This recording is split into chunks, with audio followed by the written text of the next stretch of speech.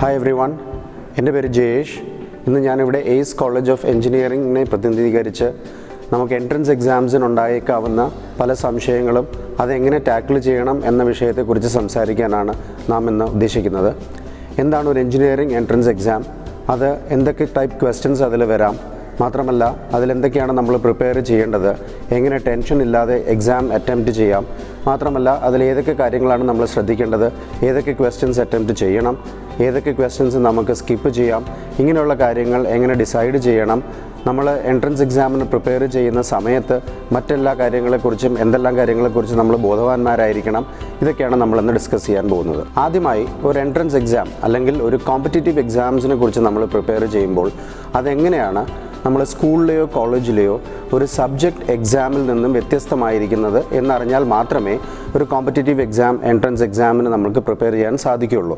ഉദാഹരണത്തിന് ഒരു competitive exam എടുക്കുകയാണെങ്കിൽ അത് കൂടുതലും ഒബ്ജക്റ്റീവ് ടൈപ്പ് ക്വസ്റ്റ്യൻസ് ആയിരിക്കും.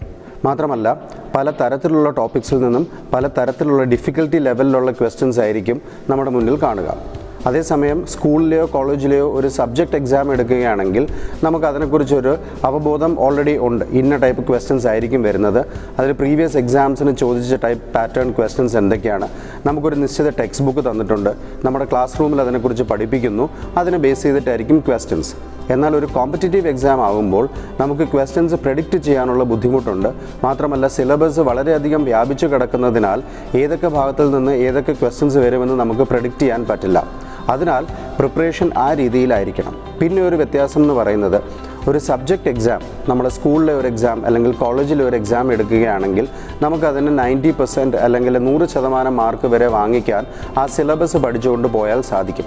എന്നാൽ ഒരു കോമ്പറ്റീറ്റീവ് എക്സാമിൻ്റെ മാക്സിമം മാർക്ക് എന്ന് പറയുന്നത് 60 അല്ലെങ്കിൽ 70%. കാരണം ഒരു വിദ്യാർത്ഥിക്ക് ആ എക്സാമിൻ്റെ നിശ്ചിത സമയത്തിൽ പറഞ്ഞിരിക്കുന്ന ക്വസ്റ്റ്യൻസ് ചെയ്യാൻ 100% മാർക്ക് സാധിക്കുന്ന കാര്യം അല്ല. അതിനിപ്പോൾ സബ്ജക്റ്റിലെ ഏറ്റവും നല്ല പ്രൊഫസർ വന്ന എക്സാം എഴുതിയാൽ പോലും 100% മാർക്ക് വാങ്ങിക്കുക എന്നുള്ളത് ആ സമയത്തിൽ പ്രായോഗികമായ ഒരു കാര്യം അല്ല. അതിനാൽ നമ്മൾ ആദ്യം ഡിസൈഡ് ചെയ്യേണ്ടത് നമ്മൾ എത്ര ശതമാനം ക്വസ്റ്റ്യൻസ് അല്ലെങ്കിൽ എത്ര ശതമാനം മാർക്ക് നമുക്കിതിൽ പരമാവധി വാങ്ങിക്കാം, അല്ലെങ്കിൽ ഇതിനു മുമ്പ് ഈ എക്സാം എഴുതിയിട്ടുള്ള സ്റ്റുഡൻസ് മാക്സിമം മാർക്ക് എത്ര വരെ വാങ്ങിച്ചിട്ടുണ്ട്, അതൊരു പെർട്ടിക്കുലർ സെക്ഷനിലാവാം, മൊത്തം എക്സാമിലാവാം. അതറിഞ്ഞുകൊണ്ട് വേണം നമ്മുടെ പ്രിപ്പറേഷൻ തുടങ്ങാൻ. അതായിരിക്കണം നമ്മുടെ ബെഞ്ച് മാർക്ക്. ഇതാണ് ആദ്യമായി നമ്മൾ ഒരു കോമ്പറ്റീറ്റീവ് എക്സാമിന് പ്രിപ്പയർ ചെയ്യുമ്പോൾ ശ്രദ്ധിക്കേണ്ട കാര്യം. നമ്മൾ ഇനി സംസാരിക്കാൻ പോകുന്നത് KEAM പോലെയുള്ള ഒരു എൻട്രൻസ് എക്സാമിന് പ്രിപ്പയർ ചെയ്യുമ്പോൾ നമ്മൾ അതിനെ എങ്ങനെ അഭിമുഖീകരിക്കണം എന്നുള്ളതാണ്. മിക്ക സ്റ്റുഡൻസും സ്കൂൾ എക്സാംസിന് പഠിക്കുന്നത് പോലെ സിലബസ് പഠിച്ച എക്സാംസിന് ഇരിക്കാറുണ്ട്. അതുകൊണ്ട് പ്രയോജനം ഉണ്ടാവുന്നതല്ല. പകരം ഒരു എക്സാം പാറ്റേൺ അറിയുന്നതിനായിട്ട് KEAM പോലെയുള്ള എക്സാമിൻ്റെ ഒരു 3-4 മോക്ക് ടെസ്റ്റ് എടുത്തിട്ട് അതിൽ നമുക്ക് കിട്ടുന്ന സ്കോർ പരമാവധി എത്രയാണെന്ന് നോക്കുക. ആ എക്സാമിൻ്റെയും ആക്ച്വൽ KEAM എക്സാമിൻ്റെയും എൻട്രൻസ് ഡിഫിക്കൽട്ടി ലെവൽ എന്താണെന്ന് പരിശോധിച്ചതിന് ശേഷം ഈ എക്സാമിന് നമ്മുടെ കിട്ടിയ സ്കോറും ആക്ച്വൽ KEAMൻ്റെ സ്കോറും ഏകദേശം 10-15% വ്യത്യാസം മാത്രമേ വരാൻ ചാൻസ് ഉള്ളൂ. ഉദാഹരണത്തിന് അടുത്ത ആഴ്ചയാണ് KEAM എക്സാം എന്നിരിക്കുക. നമ്മൾ ഈ ആഴ്ച ഒരു 3-4 mock test, full length mock test എന്നാണ് അതിന് പറയുന്നത്, എല്ലാ സബ്ജക്ട്സും വരുന്ന എക്സാക്ട് നമ്പർ ഓഫ് ക്വസ്റ്റ്യൻസ് ഉള്ള മോക്ക് ടെസ്റ്റ് ആ ടൈം ലിമിറ്റ് സെറ്റ് ചെയ്ത് സിമുലേറ്റഡ് കണ്ടീഷൻസിൽ എടുക്കുകയാണെങ്കിൽ നമുക്ക് കിട്ടുന്ന സ്കോറും ആക്ച്വൽ എക്സാമിന് നമുക്ക് കിട്ടാൻ പോകുന്ന സ്കോറും ഏകദേശം നമുക്കൊരു ഐഡിയ കിട്ടും. അത് വെച്ചിട്ട് വേണം നമ്മുടെ ബാക്കി പ്രിപ്പറേഷൻ. മറ്റൊരു കാര്യം ശ്രദ്ധിക്കേണ്ടത്, നമ്മൾ സബ്ജക്ട്സിനൊക്കെ പ്രിപ്പയർ ചെയ്തതുപോലെ വെറുതെ ഇങ്ങനെ പഠിച്ചുകൊണ്ടിരുന്നിട്ട് കാര്യമില്ല. നമുക്ക് എത്രത്തോളം മോക്ക് ടെസ്റ്റ് എടുക്കാം, എത്രത്തോളം ക്വസ്റ്റ്യൻസ് പ്രാക്ടീസ് ചെയ്യാം, ഷോർട്ട് ടെസ്റ്റ് എടുക്കുക, ഒരു സബ്ജക്റ്റ് ടെസ്റ്റ് എടുക്കുക, ടോപ്പിക് ടെസ്റ്റ് എടുക്കുക. ഇതാണ് ഒരു എൻട്രൻസ് എക്സാമിന് പ്രിപ്പയർ ചെയ്യേണ്ട രീതി. അതുകൊണ്ട് ഒരു 80-20 റൂൾ ഫോളോ ചെയ്യുക. അതായത് 20% ഓഫ് ദ ടൈം സ്റ്റഡീസിനും 80% ഓഫ് ദ ടൈം ടെസ്റ്റ് ടേക്കിങ്ങിനും വേണ്ടി യൂസ് ചെയ്യുക. ഇതാണ് ഒരു എൻട്രൻസ് എക്സാം, KEAM പോലെയുള്ള ഒരു എൻട്രൻസ് എക്സാമിന് യൂസ് ചെയ്യേണ്ട സ്ട്രാറ്റജി. മിക്ക സ്റ്റുഡൻസിനും ഒരു എൻട്രൻസ് എക്സാം എഴുതുന്നതിന് മുമ്പ് ടൈം മാനേജ്മെൻറ്റ് എങ്ങനെയാണ് ചെയ്യേണ്ടത് എന്നുള്ളൊരു കാര്യത്തെക്കുറിച്ച് സംശയങ്ങൾ സ്വാഭാവികമാണ്. എന്താണ് ഈ ടൈം മാനേജ്മെൻറ്റ്? ഉദാഹരണത്തിന് 120 ക്വസ്റ്റ്യൻസ് ഉണ്ടെന്നിരിക്കട്ടെ. ഈ 120 ക്വസ്റ്റ്യൻസിന് 2 മണിക്കൂറാണ് അലൗഡ് എങ്കിൽ ഒരു ക്വസ്റ്റ്യന് 1 മിനിറ്റാണ് നമുക്ക് കിട്ടുന്നത്. അതിൻ്റെ അർത്ഥം ഒരു ക്വസ്റ്റ്യന് നമ്മൾ 2 മിനിറ്റ് എടുക്കുകയാണെങ്കിൽ മറ്റൊരു ക്വസ്റ്റ്യൻ്റെ സമയം നമ്മൾ നഷ്ടപ്പെടുത്തി എന്നാണ് അതിനർത്ഥം. അപ്പോൾ ടൈം മാനേജ്മെൻറ്റ് കറക്റ്റായിട്ട് ചെയ്യുക എന്നുള്ളതാണ് ഒരു എക്സാമിൽ മാക്സിമം ക്വസ്റ്റ്യൻസ് അറ്റംപ്റ്റ് ചെയ്യാനും മാക്സിമം ആക്യുറസി എൻഷ്യൂർ ചെയ്യാനും ആദ്യം ചെയ്യേണ്ട കാര്യം. ഈ ടൈം മാനേജ്മെൻറ്റ് സ്വായത്തമാക്കാൻ നമ്മൾ എത്രത്തോളം മോക്ക് ടെസ്റ്റ് എടുത്തിട്ട് ഒരു ടൈമർ വെച്ചിട്ട് വേണം ഓരോ ക്വസ്റ്റ്യനും അറ്റംപ്റ്റ് ചെയ്യാൻ. ഉദാഹരണത്തിന് ഒരു ഓൺലൈൻ എക്സാം ആയിട്ട് നിങ്ങൾ ഈ എൻട്രൻസ് എക്സാമിനെ അപ്രോച്ച് ചെയ്യുകയാണെങ്കിൽ അതിൽ ഓരോ ക്വസ്റ്റ്യനും നിങ്ങൾ എടുത്ത സമയം, മിനിറ്റ്സ്, സെക്കൻഡ്സ് അതിൽ തെളിഞ്ഞു വരും. അപ്പം എക്സാം കഴിഞ്ഞിട്ട് ഈ ഒരു സ്ട്രാറ്റജി അനലൈസ് ചെയ്യണം. നമ്മൾ ഏത് ക്വസ്റ്റ്യൻ, ഏത് ഡിഫിക്കൽട്ടി ലെവൽ, ഏത് ടോപ്പിക്കിലുള്ള ക്വസ്റ്റ്യനാണ് നമ്മൾ കൂടുതൽ സമയം ചിലവാക്കിയത്, അത്രയും സമയം ചിലവാക്കിയത് അനുവദനീയമാണോ അഭിലഷണീയമാണോ, ഇത് നോക്കിയതിന് ശേഷം വേണം നമ്മൾ അടുത്ത ടെസ്റ്റ് എടുക്കുമ്പോൾ ആ പോരായ്മകൾ പരിഹരിക്കാൻ. ഉദാഹരണത്തിന് 2 മണിക്കൂറുള്ള ടെസ്റ്റിൽ നമ്മൾ മുഴുവൻ ക്വസ്റ്റ്യൻസ് അറ്റംപ്റ്റ് ചെയ്യാൻ പറ്റിയില്ല.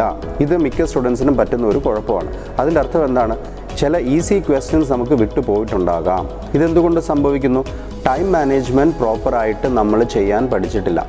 അതിന് ചെയ്യാവുന്ന ഏറ്റവും നല്ല മാർഗം എത്രത്തോളം ക്വസ്റ്റ്യൻസ് പ്രാക്ടീസ് ചെയ്ത് ടൈമർ വെച്ച് ചെയ്തതിന് ശേഷം ഏതൊക്കെ സബ്ജക്ട്സിലാണ് നമ്മൾ ടൈം കൂടുതൽ കൺസ്യൂം ചെയ്യുന്ന ക്വസ്റ്റ്യൻസ് വരുന്നത് എന്നറിയുക. അതിനുശേഷം ആ ക്വസ്റ്റ്യൻസ് സെലക്ട് ചെയ്യണമോ വേണ്ടയോ എന്ന് മനസ്സിലാക്കുക. ഇവിടെ ഞാനൊരു വളരെ എളുപ്പമുള്ളൊരു ടെക്നിക്ക്, ഒരു ഷോർട്ട് കട്ട് പറഞ്ഞു തരാം. ഒരു എക്സാം 120 മിനിറ്റ് ആണെങ്കിൽ, അല്ലെങ്കിൽ ഒരു പേപ്പർ 120 മിനിറ്റ് ആണെങ്കിൽ അതിനെ 3 ഡിവൈഡ് ചെയ്യുക. 40 മിനിറ്റ് 40 മിനിറ്റ് 40 മിനിറ്റിൻ്റെ 3 സെക്ഷനായിട്ട് ഡിവൈഡ് ചെയ്യുക. ആദ്യത്തെ 40 മിനിറ്റിൽ നമ്മൾ ചെയ്യേണ്ടത് ക്വസ്റ്റ്യൻ പേപ്പർ മൊത്തം ഓടിച്ചൊന്ന് നോക്കിയതിന് ശേഷം അതിൽ നമ്മളെ കൊണ്ട് അധികം ടൈം ചിലവാക്കാതെ ചെയ്യാൻ പറ്റുന്ന ക്വസ്റ്റ്യൻസ് ഷോർട്ട് ലിസ്റ്റ് ചെയ്ത് തീർക്കുക. അതിൻ്റെ അർത്ഥം നമ്മൾ 1/3 ഓഫ് ദ ക്വസ്റ്റ്യൻസ്, ഏകദേശം 33% ക്വസ്റ്റ്യൻസ് നമ്മൾ അറ്റംപ്റ്റ് ചെയ്തിട്ടുണ്ടായിരിക്കും. അത് തന്നെ ഒരു കട്ട് ഓഫ് ക്ലിയർ ചെയ്യാൻ നമ്മളെ സഹായിക്കും. അതിനുശേഷം അടുത്ത 40 മിനിറ്റിൽ കുറച്ചും കൂടെ മീഡിയം ലെവൽ ആയിട്ടുള്ള ക്വസ്റ്റ്യൻസ് നമുക്ക് ചൂസ് ചെയ്തിട്ട് അത് അറ്റംപ്റ്റ് ചെയ്യുക.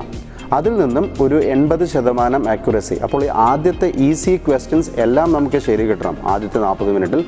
അടുത്ത 40 മിനിറ്റിൽ അല്ലെങ്കിൽ 1/3 ഭാഗം ടൈമിലുള്ള ക്വസ്റ്റ്യൻസ്, മീഡിയം ലെവൽ ക്വസ്റ്റ്യൻസ് നമ്മൾ ട്രൈ ചെയ്യുക. ലാസ്റ്റ് 1/3 ഓഫ് ദ ടൈം നമ്മൾ ഏറ്റവും ഡിഫിക്കൽട്ടായിട്ടുള്ള ക്വസ്റ്റ്യൻസ് അറ്റംപ്റ്റ് ചെയ്യുക. അപ്പോൾ അതുകൊണ്ടുള്ള പ്രയോജനം, ഈ ലാസ്റ്റ് 1/3 ടൈമിൽ ആണ് നമുക്ക് യൂഷ്വലി ടെൻഷൻ കൂടുന്നത്. ആ ടെൻഷനും സ്ട്രെസ്സും അവോയ്ഡ് ചെയ്യാൻ സഹായിക്കുന്ന ഒരു മെത്തേഡാണ് ഈ ടൈം നമ്മൾ 3 തിരിച്ച് ആദ്യം ഈസി ക്വസ്റ്റ്യൻസ്, രണ്ടാമത് മീഡിയം ക്വസ്റ്റ്യൻസ്, മൂന്നാമത് ഡിഫിക്കൽട്ട് ക്വസ്റ്റ്യൻസ് ഹാൻഡിൽ ചെയ്യുക. അപ്പോൾ നമ്മൾ ഡിഫിക്കൽട്ട് ക്വസ്റ്റ്യൻസ് ഹാൻഡിൽ ചെയ്യുമ്പോൾ നമുക്കറിയാം ഇനി നമുക്ക് ഈസി ക്വസ്റ്റ്യൻസ് മിസ്സാവാനുള്ള ചാൻസ് ഇല്ല. ഓൾറെഡി നമ്മളൊരു അഷ്വേർഡ് ആയിട്ടുള്ള ഒരു നമ്പർ ഓഫ് ക്വസ്റ്റ്യൻസ് നമ്മൾ ചെയ്ത് കഴിഞ്ഞു. നമ്മൾ കട്ട് ഓഫ് ക്ലിയർ ചെയ്തു. നമുക്ക് വേണ്ടുന്ന പാസ് മാർക്ക് നമുക്ക് എന്തായാലും കിട്ടും. അപ്പോൾ ഈ ഡിഫിക്കൽട്ട് ക്വസ്റ്റ്യൻ ചെയ്യുന്ന ലാസ്റ്റ് കുറച്ച് സമയം കിട്ടുന്ന ആൻസേഴ്സ് എല്ലാം ശരിയാണെങ്കിൽ അത് നമുക്ക് അഡീഷണൽ ബോണസാണ്. അതാണ് നമ്മുടെ റാങ്ക് ഡിസൈഡിങ് ഫാക്ടർ. അതുകൊണ്ട് ഈ ടിപ്പ് ഓർത്തിരിക്കുക. ക്വസ്റ്റ്യൻ ടൈമിനെ 3 ഡിവൈഡ് ചെയ്യുക. 120 മിനിറ്റ് ആണെങ്കിൽ 40 മിനിറ്റ്സ് 40 മിനിറ്റ്സ് 40 മിനിറ്റ്സ്. 1 മണിക്കൂറുള്ള പേപ്പർ ആണെങ്കിൽ 20 മിനിറ്റ്സ് 20 മിനിറ്റ്സ് 20 മിനിറ്റ്സ്. ഈ സ്ട്രാറ്റജി നിങ്ങൾ മോക്ക് ടെസ്റ്റ് മുതലേ പ്രാക്ടീസ് ചെയ്താൽ ഇതിൽ ഒരുപാട് നല്ല റിസൾട്ട്സ് നമുക്ക് കിട്ടും. ഒരു കോമ്പറ്റേറ്റീവ് എക്സാം അല്ലെങ്കിൽ ഒരു എൻട്രൻസ് എക്സാം, കീം പോലെയുള്ള ഒരു എൻട്രൻസ് എക്സാം അഭിമുഖീകരിക്കാൻ പോകുന്ന ഒരു സ്റ്റുഡൻറ്റ് ഫേസ് ചെയ്യുന്ന മറ്റൊരു മേജർ ഇഷ്യൂ ആണ് സ്ട്രെസ്. ഒരുപാട് സിലബസ് തീർക്കാനുണ്ട്, ഒരുപാട് ടൈപ്പ് എക്സാംസ് എടുക്കാനുണ്ട്, ഒരുപാട് ക്വസ്റ്റ്യൻസ് ചെയ്ത് തീർക്കാനുണ്ട്. ഇതിങ്ങനെ സ്ട്രെസ്സായി നമ്മുടെ മനസ്സിൽ അടിഞ്ഞുകൂടും. ഇത് എക്സാം ഡേയിലുള്ള പെർഫോമൻസിനെ കാര്യമായി ബാധിക്കാൻ ഇടയുണ്ട്. അപ്പോൾ സ്ട്രെസ്സ് കൂടാതെ, സ്ട്രെസ്സ് നമുക്കൊരിക്കലും കംപ്ലീറ്റ് ആയിട്ട് അവോയ്ഡ് ചെയ്യാൻ പറ്റുന്നില്ല. മാത്രമല്ല പോസിറ്റീവ് സ്ട്രെസ് ഒരു നല്ല കാര്യമാണ്, അത് നമ്മൾ കൂടുതൽ റെസ്പോൺസിബിൾ ആക്കും. പക്ഷേ സ്ട്രെസ് ഒരു പരിധിയിൽ കൂടുതലായാൽ അത് നമ്മുടെ പെർഫോമൻസിനെ കാര്യമായി ബാധിച്ചെന്നിരിക്കാം. അപ്പോൾ എങ്ങനെ നമുക്ക് സ്ട്രെസ്ഡ് ആവാതെ എക്സാമിന് പ്രിപ്പയർ ചെയ്യാം, നല്ല സ്കോർ വാങ്ങിക്കാം? സ്ട്രെസ്സിന് ഒരു കാരണം ഉറക്കമില്ലായ്മയാണ്. കഴിവതും നല്ല ഉറക്കം കിട്ടാൻ ശ്രമിക്കുക. Around 7 to 8 hours ഉറങ്ങിയിരിക്കണം. ഉച്ചയ്ക്ക് ഊണ് കഴിച്ചിട്ട് വേണമെങ്കിൽ ഒരു അരമണിക്കൂർ റെസ്റ്റ് ചെയ്യാം, ഉറങ്ങാം. അത് ബ്രെയിനെ കൂടുതൽ ഫ്രഷ് ആക്കും. മാത്രമല്ല സ്ട്രെസ്സ് വരാനുള്ള ഒരു കാരണം നമ്മൾ ചെയ്യേണ്ട കാര്യം ചെയ്യേണ്ട സമയത്ത് ചെയ്തു തീർക്കാത്തത് കൊണ്ടാണ്. അപ്പോൾ അഥവാ നമ്മളൊരു ടൈം ടേബിൾ ഉണ്ടാക്കിയിട്ടുണ്ടെങ്കിൽ, ഞാൻ പറയുന്നത് ടൈം ടേബിൾ ഉണ്ടാക്കാതിരിക്കുന്നതാണ് നല്ലത്, ടൈം വേസ്റ്റ് ചെയ്യാതിരുന്നാൽ മാത്രം മതി. പക്ഷേ അഥവാ നമ്മളൊരു സെറ്റ് സിലബസ്, ഒരു സെറ്റ് ടോപ്പിക് ഒരു ദിവസം തീർക്കണം എന്ന് വിചാരിച്ചിട്ടുണ്ടെങ്കിൽ അത് നമ്മൾ തീർക്കാൻ ശ്രമിക്കുക. അഥവാ തീർന്നില്ല എങ്കിൽ അതിൽ സ്ട്രെസ്ഡ് ആവേണ്ട ആവശ്യമില്ല. അടുത്ത ദിവസത്തോട്ട് അത് മാറ്റി വെക്കുക. പിന്നെ ഒരു കാര്യം ചെയ്യേണ്ടത്, നമ്മൾ പഠിച്ചുകൊണ്ടിരിക്കുന്ന ടോപ്പിക് മറന്നു പോകുന്നത് സ്ട്രെസ്സിന് ഒരു കാരണമാണ്. അപ്പോൾ മറന്നു പോകാതിരിക്കാനുള്ള ഏറ്റവും നല്ല മാർഗം എന്ന് പറയുന്നത് റിവൈസ് ചെയ്തുകൊണ്ടിരിക്കുക. അപ്പോൾ മേജറായിട്ടുള്ള കാര്യങ്ങൾ, മറന്നു പോകാൻ സാധ്യതയുള്ള കാര്യങ്ങൾ, വളരെ ഇമ്പോർട്ടൻ്റ് ആയിട്ടുള്ള കാര്യങ്ങൾ ഒരു ചാർട്ട് പേപ്പറിലോ ബുക്കിലോ ചെറിയ ഷീറ്റിലോ അല്ലെങ്കിൽ നമ്മുടെ സ്റ്റഡി ടേബിളിലോ എഴുതി വെക്കുക. ഇടയ്ക്കിടയ്ക്ക് അത് നോക്കിക്കൊണ്ടിരിക്കുക. അല്ലെങ്കിൽ നമ്മുടെ സ്റ്റഡി ടേബിളിൻ്റെ മുകളിൽ ഒരു ചാർട്ടായിട്ട് അത് എഴുതി ഒട്ടിക്കുക. അപ്പോൾ നമ്മൾ പഠിക്കുന്ന സമയത്ത് അത് നോക്കിക്കൊണ്ടിരിക്കും. അപ്പോൾ അത് എപ്പോഴും നമ്മുടെ മെമ്മറിയിൽ കാണും. എത്രത്തോളം നമ്മളൊരു കാര്യവുമായിട്ട് അഡ്ജസ്റ്റഡ് ആവുന്നോ, അത് എത്രത്തോളം പ്രാവശ്യം നമ്മളത് ചെയ്യുന്നോ, അത്രത്തോളം നമ്മളത് മെമ്മറിയിൽ ലോങ് ടേം ആയിട്ട് പോകും. ഷോർട്ട് ടേം മെമ്മറിയാണ് സ്ട്രെസ്സിൻ്റെ മറ്റൊരു കാരണം. അപ്പം നമ്മൾ പഠിക്കുന്ന കാര്യങ്ങൾ ലോങ് ടേം മെമ്മറിയിലോട്ട് പോകണമെങ്കിൽ അത് ഇടയ്ക്കിടയ്ക്ക് റിവൈസ് ചെയ്തുകൊണ്ടിരിക്കുക. ഇനി സ്ട്രെസ്സിന് രണ്ടാമത്തെ മേജർ കാരണം എന്ന് പറയുന്നത് റിസൾട്ടിനെ കുറിച്ചുള്ള ഒരു ആദിയാണ്.